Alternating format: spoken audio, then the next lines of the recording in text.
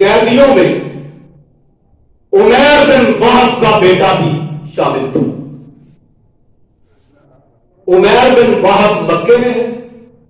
اس کو پتا چلا کہ حضور فدیہ لے کر قیدیوں کو آزاد کر رہے. اس کو اس کا ایک دوست ملا جس کا نام تھا صفوان بن امیہ.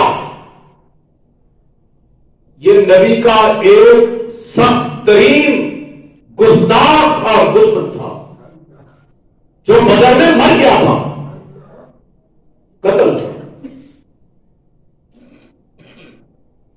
صفوان بن امیہ نے، یعنی امیہ کے بیٹے صفوان نے عمیر بن وہب کو ساتھ لیا اور کہتا ہے میں نے تیرے ساتھ ایک بڑی ضروری بات کرنی، لیکن دیواروں کو بھی کان ہوتے ہیں. پنجابی کے اندر نا کندھا کو بھی کان ہوتا ہے. تو میں یہ نہیں چاہتا کہ کوئی تیسرا بندہ ہماری بات سن سکے. دونوں دوست چل پڑے. مکے سے باہر ایک پہاڑ پہ پہنچے. وہاں دونوں اکیلے بیٹھے ہوئے. صفوان بن امیہ کہتا ہے آپ کو پتا ہے کہ میرا باپ جنگ بدر میں مارا گیا ہے. ایک کام کر، محمد کو قتل کرنا ہے صلی اللہ علیہ وسلم. مارنے والے 13 سال مکے میں بھی مارتے رہے، لیکن جس کو رب بچائے اس کو کوئی مار سکتا. عمیر بن وہب کہنے لگا یار میں مقروض آدمی ہوں، بہت قرضہ ہے میرے اوپر، میں ساری زندگی بھی محنت کرتا رہوں، کاروبار کرتا رہوں، تو میں قرضہ نہیں اتار سکتا. اگر قرضہ نہ ہوتا اور مجھے اپنے بیوی بچوں کا فکر نہ ہوتا تو میں خود جا کر مدینہ میں محمد کا سر قلم کر دیتا صلی اللہ علیہ وسلم.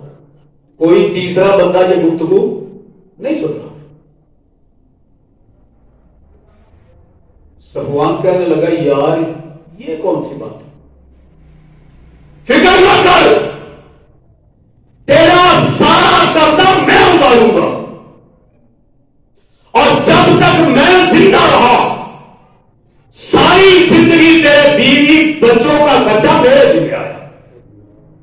بس تو تیار ہو اور جو میرا ارادہ ہے وہ کر کے دکھا. جس کا قرضہ بھی اتر جائے، جس کے بیوی بچوں کا زندگی بھر کا خرچہ بھی اٹھا لیا جائے، وہ پھر ٹھہرتا ہے. تلوار لی، اونٹ پر سوار ہوا، مدینے کی جانب روانہ ہوا. جب مسجد نبوی کے دروازے پہ پہنچا اونٹ بلبلانے لگا. اونٹ کی آواز سنی، حضرت عمر فاروق رضی اللہ تعالیٰ کو دوڑے ہوئے آئے.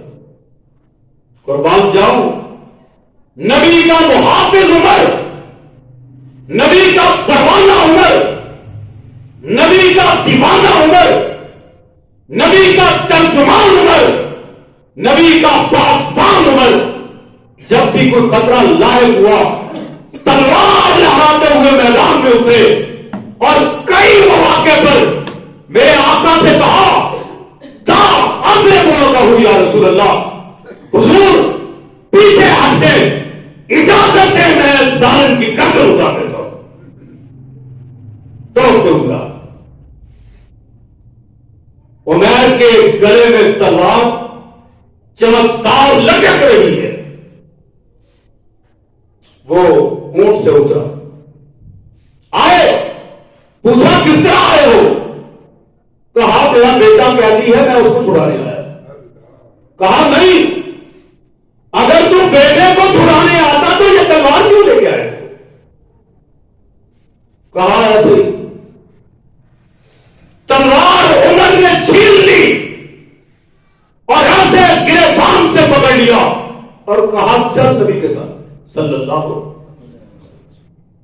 گردن سے دبوچا ہوا ہے اور لے کے آ رہے ہیں. میرے آقا دور سے دیکھتے ہیں, مسکرا پڑتے ہیں, کہتے ہیں عمر چھوڑ دو, اسے میرے پاس آنے دو. اس نے آ کر سلام کیا, سامنے آ کے بیٹھ گیا. آپ نے پوچھا ہاں عمیر کیسے آئے؟ کہنے لگا کہ میں اپنے بیٹے کو چھڑانے آیا, مجھے پتا چلا ہے کہ آپ فدیہ لے کر قیدیوں کو رہا کر رہے ہیں. آپ نے فرمایا سچ بتاؤ. کہتے نہیں ایسی بات ہے. آپ نے فرمایا تلوار لے کے کیوں آئے؟ کہتے ہیں لو تلوار کی کیا بات ہے؟ ایک تلوار ہماری ہزاروں تلواروں نے آپ کا کچھ نہیں بگاڑا. ابھی بدر کو تو چند دن گزرے ہیں, اس تلوار سے کیا ہوتا ہے؟ آپ نے فرمایا پھر بھی سچ بول. ادھر رب نے جبریل کے ذریعے عمیر بن وہب کے پہنچنے سے پہلے اپنے نبی کو انفارم کر دیا تھا, باخبر کر دیا تھا, ہوشیار باش جانی دشمن آ رہا. اور جب رب بتا دے دیر نہیں لگتی, اور جب تک رب نہ بتائے نبی کو بھی پتا چلتا. یہاں رب نے پہلے بتا دیا. آپ نے فرمایا جھوٹ بول رہے ہو؟ کہتا نہیں جی نہیں سچ بول رہا ہوں. آپ نے فرمایا اچھا مجھے یہ بتاؤ, صفوان بن امیہ تجھے لے کر مکے سے باہر ایک پہاڑ پہ گیا تھا, اس کے تو طوطے اڑ گئے, بلکہ چڑیاں بھی اڑ گئی. طوطے کیا چڑیاں بھی اڑ گئی. کہتا تو دوسرا بندہ تیسرا بندہ تھا ہی نہیں, یا میں تھا یا صفوان تھا. تو یہ خبر یہاں تک کیسے پہنچ گئی؟ محمد کی سی آئی ڈی بڑی ٹائٹ ہے صلی اللہ علیہ وسلم, اور جس کا رب کے ساتھ ڈائریکٹ رابطہ ہو, ایک برف جھپکنے سے پہلے جبریل آسمان سے زمین پہ آ جاتا ہو, پھر اس کے ساتھ ماتھا لگانا. جس کا محافظ خدا ہو اس کو کون نقصان پہنچا سکتا ہے؟ میرے آقا نے فرمایا اگلی بات سنو, صفوان نے تمہیں کہا تھا کہ محمد کو قتل کر دو صلی اللہ علیہ وسلم, میں تیرا قرضہ بھی اتاروں گا, تیرے بیوی بچوں کا خرچہ بھی ادا کروں گا. جی غلط ہے سچ جو آپ نے سنا ہے, بات حقیقت پر مبنی ہے, سوچوں میں نہ, اس کو بات نہیں آ رہی. اب انکار کرے تو کیسے کرے؟ کہتا ہے محمود آج سے پہلے آپ کے خلاف بغض و عداوت تھی, نفرت اور دشمنی تھی, آپ کا جانی دشمن بن کے آیا تھا.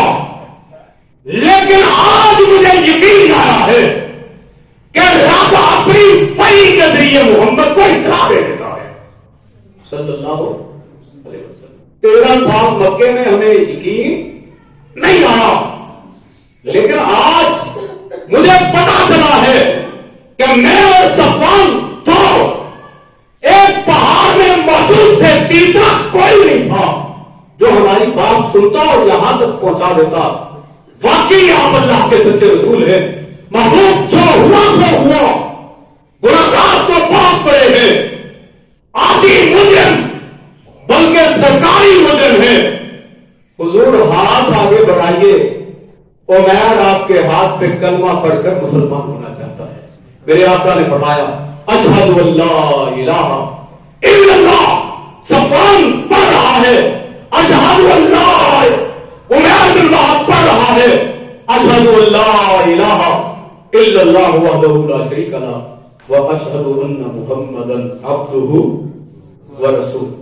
یہ میرے نبی کی شفقت, رحمت, رافت, آپ کی رفق اور مرافقت تھی, جس کی بنیاد پر اگلا بندہ